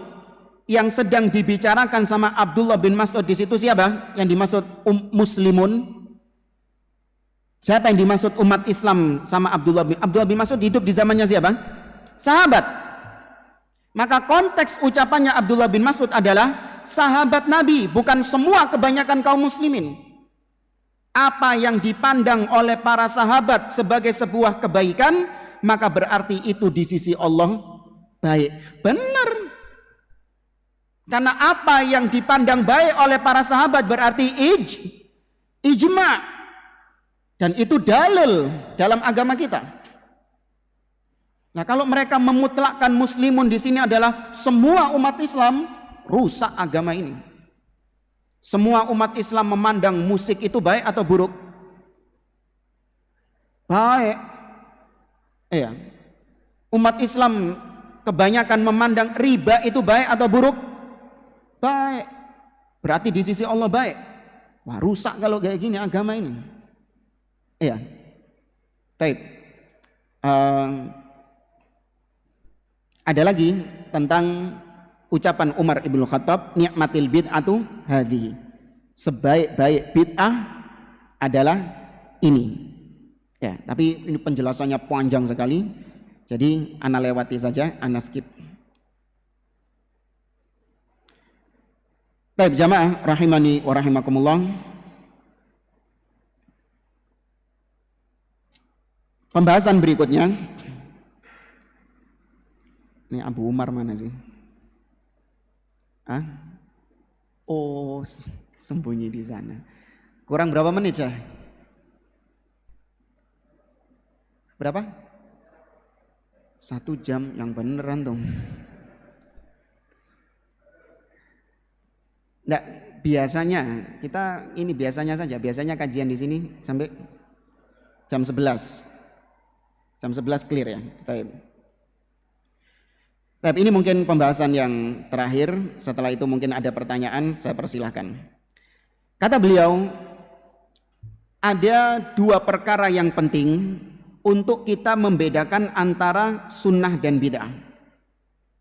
Ya, 2 perkara yang penting untuk membedakan antara sunnah dan bid'ah. Perkara pertama adalah fahmus salaf, pemahaman as-salaf, yaitu para sahabat, tabi'in dan generasi setelahnya. Nanti akan ada penjelasannya. Kemudian yang kedua adalah sunnah tarkiyah. Ya, disebut dengan sunnah tarkiyah. Nanti juga akan kita jelaskan apa itu sunnah tarkiyah dan fahmus salaf. Baik, ini kata beliau 2 elemen penting untuk membedakan antara sunnah dan bid'ah. Baik, kata beliau fa inna fahmas salaf hujjah. Pemahaman salaf itu hujjah di dalam berdalil. Sehingga barang siapa yang liar dalam berdalil tanpa melihat bagaimana prakteknya para salaf dalam memahami dalil tersebut, pasti jatuh dalam bid'ah dia. Tutup mata dia. Mau para salaf memahaminya A, nggak ngurus. Yang penting aku memahaminya kayak gini. Mau para salaf memahaminya B, dia nggak ngurus, tutup mata dia. Nggak mau tahu dengan apa yang dipahami oleh para salaf. Yang penting saya punya pemahaman sendiri. Berangkat dari pemikiran bahwa para salaf, para sahabat, hum unas, hum rijal, wa nahnu rijal. Para sahabat itu manusia biasa. Sebagaimana kita manusia biasa. Kenapa pemahaman mereka kok lebih baik daripada pemahaman kita? Nggak perlu dibantah kayak gini ya. Kelihatan gobloknya kan? Iya kan? Sampai ada pertanyaan, kenapa pemahaman mereka, para salaf ini, kenapa pemahaman mereka lebih baik daripada pemahaman kita? Nggak perlu dibantah kan? Kelihatan kan bahlulnya kan ya? Iya. Maka kata para ulama, pemahaman salaf hujjah. Wajib melihat pemahaman salaf bagaimana terhadap dalil-dalil Al-Quran dan Sunnah. Nggak boleh liar dalam memahami itu. Di antara dalil-dalil yang menunjukkan bahwa pemahaman salaf itu adalah hujjah di dalam agama, firman Allah dalam surah At-Taubah ayat yang ke-119. Allah mengatakan, ya ayyuhalladzina amanu taqullah wa kunu ma'as sadiqin. Wahai orang-orang yang beriman, bertakwalah kalian kepada Allah, wa kunu ma'as sadiqin, dan jadilah kalian orang-orang yang bersama as-sadiqin. As-sadiqin ini orang-orang yang di atas kebenaran. Siapa generasi yang mendapatkan gelar sebagai as-sadiqin ketika ayat ini turun? Sahabat. Berarti Allah ketika mengatakan wa kunu ma'as sadiqin, jadilah kalian itu seperti para sahabat. Bersama para sahabat, berjalan di atas jalannya para sahabat, memahami agama dengan pemahaman para sahabat. Ya. Nah, ini disebutkan oleh para ulama-ulama ahli tafsir bahwa yang dimaksud as-sadiqin adalah para sahabat Nabi SAW.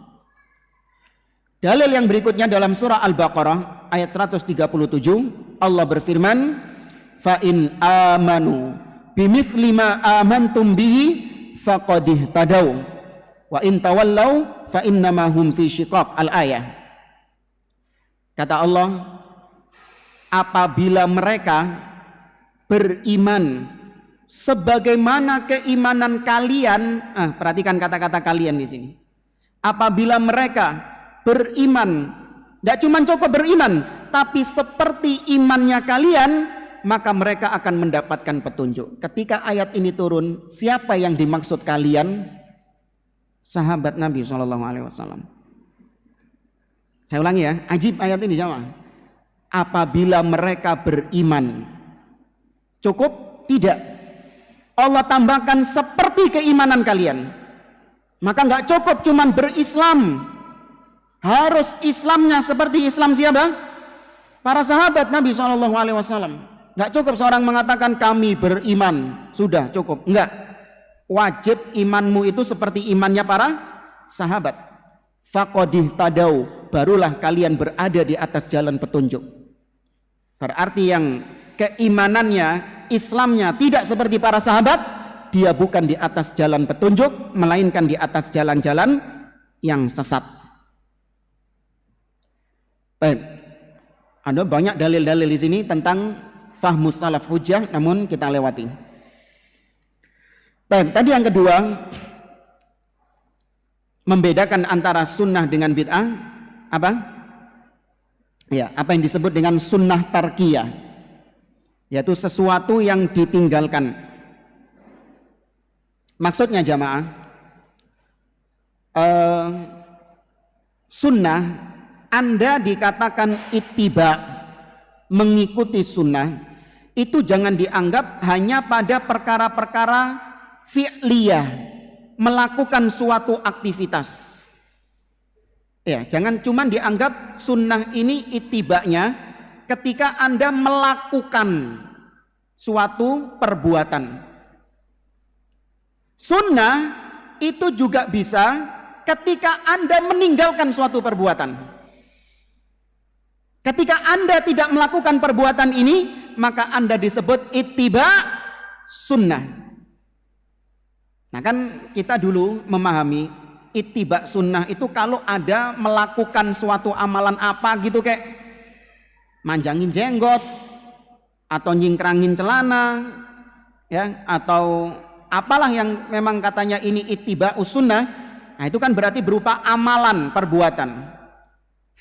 Tapi kalau kita meninggalkan sesuatu, nggak ngapa-ngapain, kita tinggalkan perbuatan ini, kok bisa kita dikatakan mengikuti sunnah? Iya, tapi ada ikatannya. Perbuatan apa yang ditinggalkan ini? Apakah cukup perbuatan yang nggak dilakukan Nabi? Cukup?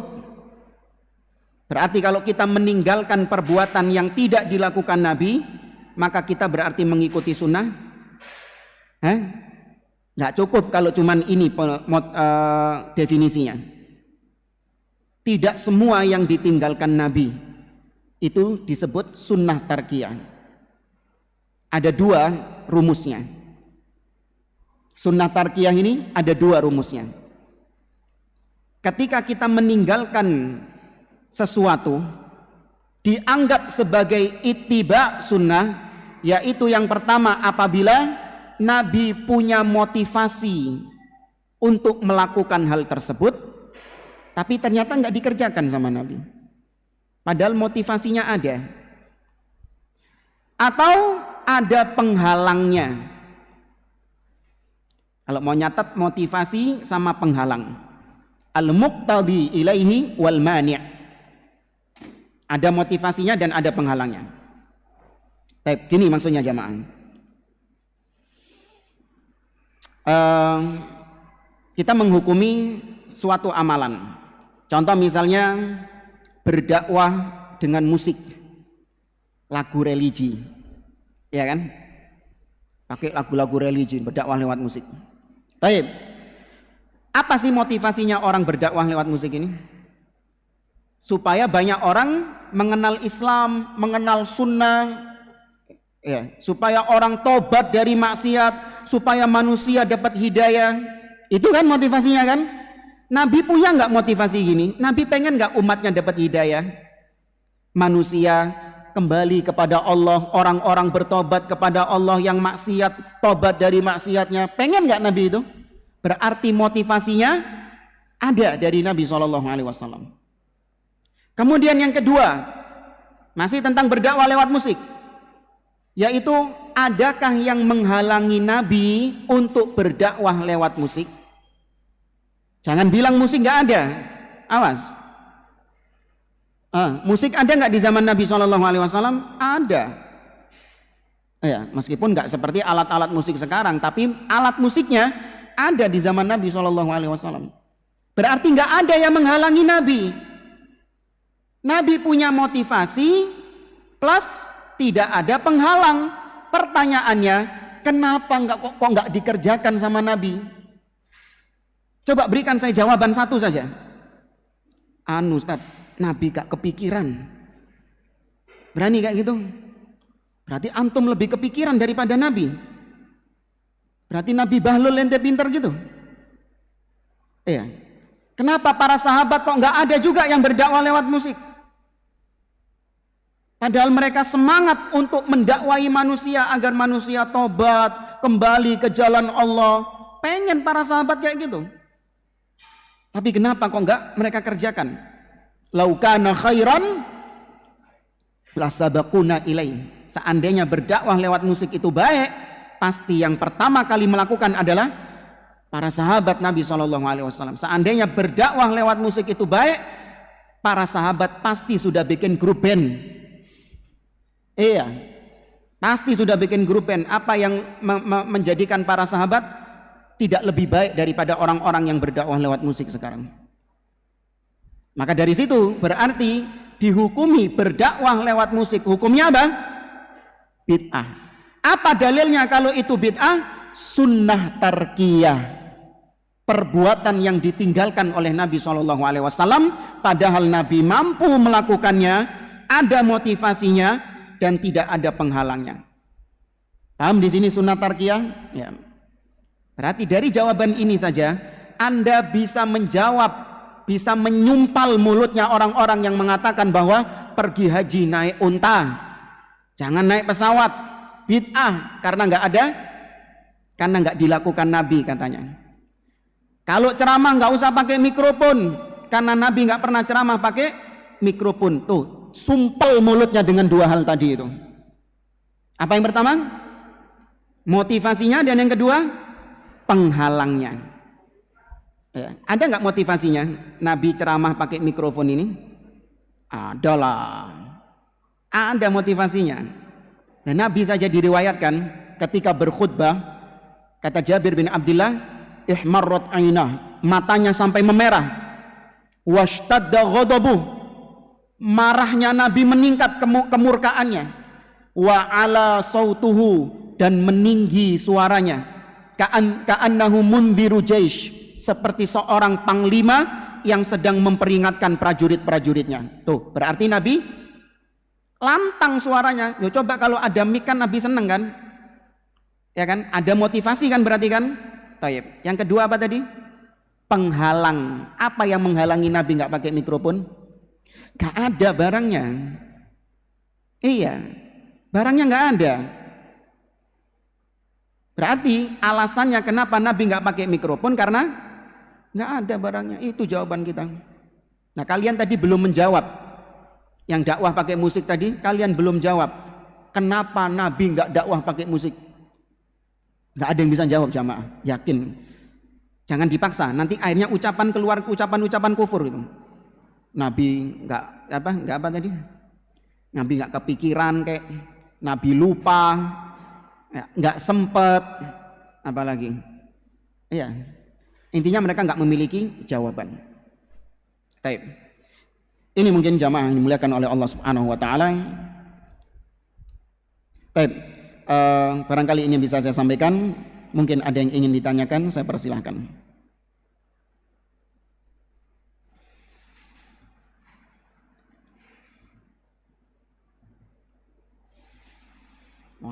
Wah, kayak ini banyak.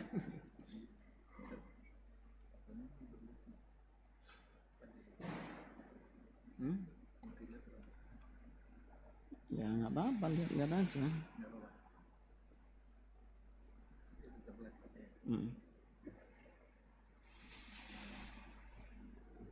Ada pertanyaan, saya mengikuti sebuah grup halaqah yang diadakan setiap hari dengan materi kitab-kitab sunnah dan hanya dihadiri oleh ikhwan yang kenal dekat saja. Namun di setiap kajian ustadznya terkadang mengungkapkan aib dan menghibahi jamaahnya yang tujuannya untuk dijadikan pelajaran. Lalu apakah saya tetap mengikuti atau meninggalkan grup tersebut? Mohon nasihatnya Ustaz. Berkaitan dengan ghibah, yaitu menyebut aib saudara kepada orang lain. Kata para ulama, ghibah secara asal hukumnya haram.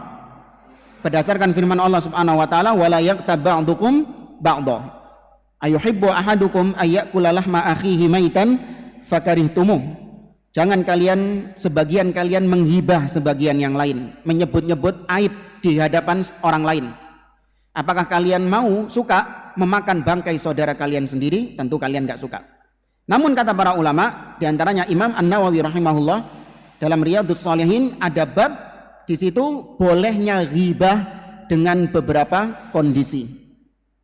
Ada yang bisa nyebutin? Nggak apa-apa wes, satu kondisi, satu ini, nggak harus 6-nya semua.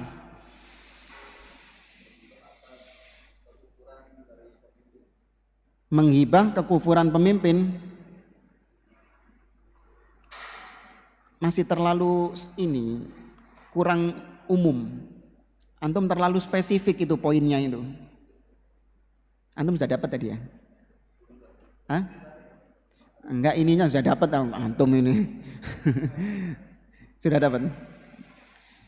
Nah, betul. Menghibah Abu Sufyan yang pelit. Itu contoh kasusnya, ya. Tapi poinnya itu menghibah apa berarti? Dalam rangka apa? Iya, dalam rangka apa berarti? Hindun ketika menghibahi Abu Sufyan? Iya, tapi dalam rangka apa itu? Ya siapa apa wis. Betul.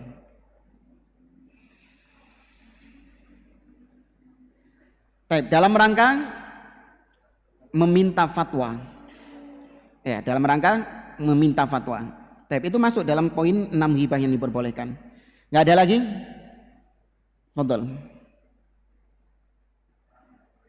6 orang yang terdolimi. Antum mau ini semua? Mau antum ambil semua? Saya tahan dulu. Orang yang sama berarti. Banyaknya orang yang didolimi oleh perbuatannya. Enggak ada ini sih, enggak dibedakan sih antara banyak sama sedikit. Tapi enggak apa-apa. Betul. Di sini. Satu sini. Baik, Anda lanjutkan.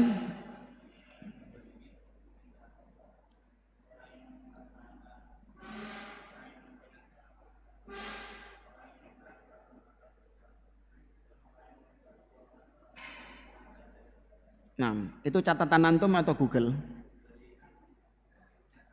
Oh, sudah. Oh, yang di sana. Baik. Sebutkan oleh seorang penyair, al-qadhu laisa bighibatin fi sittah. Menyebut aib saudara kita itu tidak termasuk ghibah yang dilarang pada 6 perkara. Yang pertama adalah mutadzalimin, orang yang terdolimi. Dia lapor kepada polisi bahwa fulan mendolimi saya. Sebut namanya enggak apa-apa. Itu bukan ghibah. Kalaupun itu ghibah, halal. Ya, cukup pada perkara yang itu saja, jangan merembet kemana-mana. Nanti semua aibnya yang enggak nyambung sama dia disebutin semua, enggak. Cukup yang Anda didolimi tadi, paham? Yang kedua adalah mustaftin, orang yang meminta fatwa, seperti Hindun bintu Utbah, istrinya Abu Sufyan, mengeluh kepada Nabi SAW bahwa suaminya pelit, tidak menafkahi. Maka bolehkah aku mengambil uangnya tanpa sepengetahuan dia? Maka Nabi mengatakan boleh. Cukup ambil sesuai dengan kebutuhan. Maka ini minta fatwa. Yang ketiga adalah mu'arif, orang yang mengenalkan, memperkenalkan orang lain, disebutkan dengan aibnya. Seperti para ulama-ulama hadis dikenal dengan nama aibnya, al-a'raj, yang pincang, itu aib. Tapi untuk memperkenalkan bahwa dia ini memang terkenal dengan al-a'raj, untuk membedakan dengan perawi-perawi yang lain. Kemudian yang keempat adalah muhadzir, orang yang mentahdzir, memperingatkan dari kesesatan, dari bahaya penyimpangan orang lain.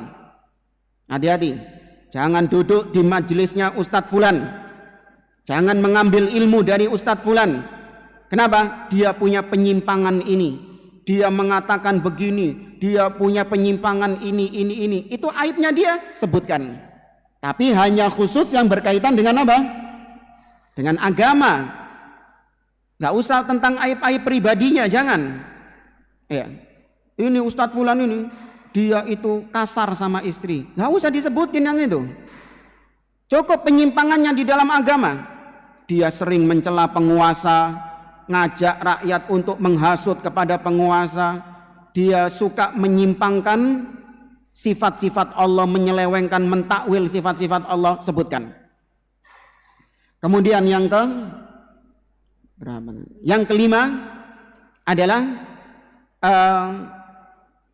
wa mujahir fiskon, orang yang terang-terangan melakukan perbuatan maksiat, terang-terangan dia bangga ditampakkan di depan umum, minum khamr pinggir jalan, zina di pinggir jalan, mungkin nggak tahu ada banda. Maka yang seperti ini ketika Anda menghibahnya itu tidak termasuk ghibah, karena namanya ghibah itu adalah kau menyebutkan aib sedangkan pelakunya sendiri tidak menganggap itu sebagai aib dan dia pamerkan. Kalau aib kan harusnya ditutup kan? Tapi ini dipamerkan sama dia, maka boleh digibahin. Dan yang keenam, wa man talabal i'anah li izalatil munkar, yaitu seorang yang minta pertolongan untuk menghilangkan kemungkaran yang sedang terjadi.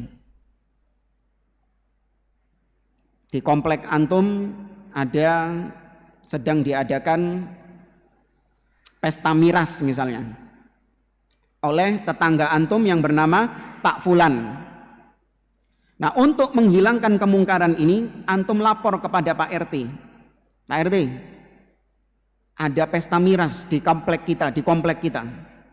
Oh iya, siapa? Di rumah siapa? Aduh, afwan Pak RT, ana nggak berani ghibah, gitu. Sebutin namanya, nggak apa-apa, Pak Fulan. Kalau bisa kita sama-sama sepakat warga jangan sampai diteruskan itu, untuk menghentikan kemungkaran yang sedang terjadi. Nah, maka kalau disambungkan dengan pertanyaan ini tadi, silahkan dilihat apakah masuk dalam 6 kategori itu. Kalau masuk, berarti apa yang dilakukan oleh sang ustadz benar. Tapi kalau tidak masuk, maka dinasihati ustadznya. Tidak benar mengumbar aib yang tidak halal untuk diumbar aibnya di hadapan khalayak, di hadapan umum, nggak benar. Itu metode yang keliru. Wallahu a'lam.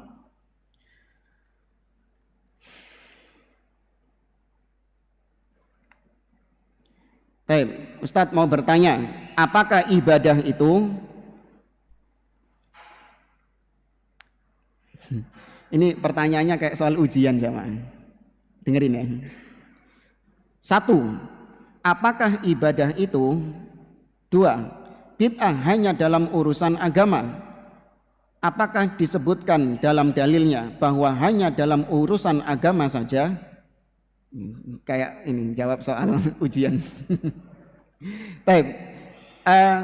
Ibadah definisinya yang paling bagus adalah definisinya Syekhul Islam Ibnu Taimiyah rahimahullah taala. Ibadah kata beliau ismun jami' likulli ma yuhibbullah wa yardah minal aqwal wal af'al zahiran wa batinan. Kata beliau, ibadah maknanya adalah sebuah istilah yang kompleks, mencakup apapun yang dicintai dan diridhoi Allah, baik berupa ucapan ataupun perbuatan yang nampak ataupun yang tersembunyi. Ini definisi yang paling bagus dari ibadah. Sebuah istilah yang mencakup apapun yang dicintai Allah dan diridhoi Allah, baik ucapan ataupun perbuatan yang nampak dan tersembunyi. Bid'ah hanya dalam urusan agama. Apakah disebutkan dalam dalilnya bahwa hanya dalam urusan agama saja? Iya, Nabi mengatakan man ahdatsa fi amrina hadza ma laisa minhu fahuwa rad. Barang siapa yang membuat perkara-perkara baru fi amrina hadza, pada perkara kami, kata Nabi, membuat hal baru dalam perkara kami. Kata Al-Imam Ibnu Hajar Al-Asqalani dalam Fathul Bari, fi amrina fi dinina, dalam agama kami, fahuwa raddun, maka tertolak. Berarti bid'ah hanya dalam perkara-perkara agama, tidak masuk dalam perkara-perkara duniawi. Nah, wallahu a'lam.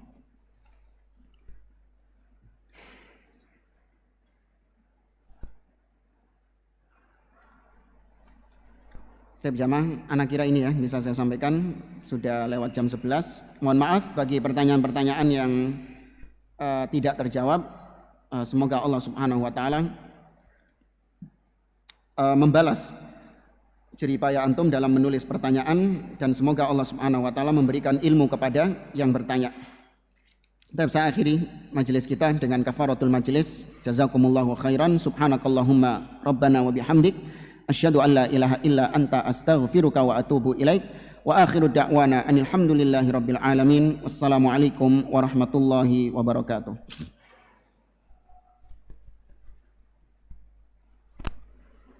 Yang tadi jawab pertanyaan belum dapat, tafadhol.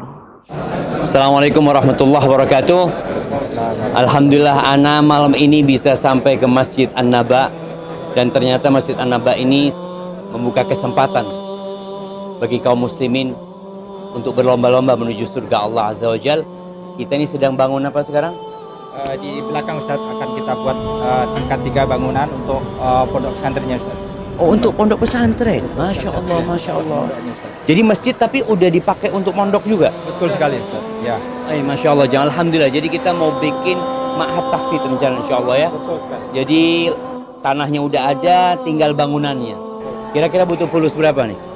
Kurang lebih Ya, 1,5, jamaah insya Allah 1,5. 1,5 itu 1,5 juta bukan? Masya Allah. Insya Allah kita bersama 1,5 miliar mudah lah. Ingat, mana qasad sedaqatun min mal, kata Nabi SAW, sedekah itu nggak ngurangin harta. Jadi tatkala antum mengeluarkan hal ini, Allah janji akan kasih ganti, dan sedekah itu akan menyelamatkan kita dari api neraka. Anda doakan mudah-mudahan cepat lunas semuanya. Baik, jazakumullah khair. Assalamualaikum warahmatullahi wabarakatuh.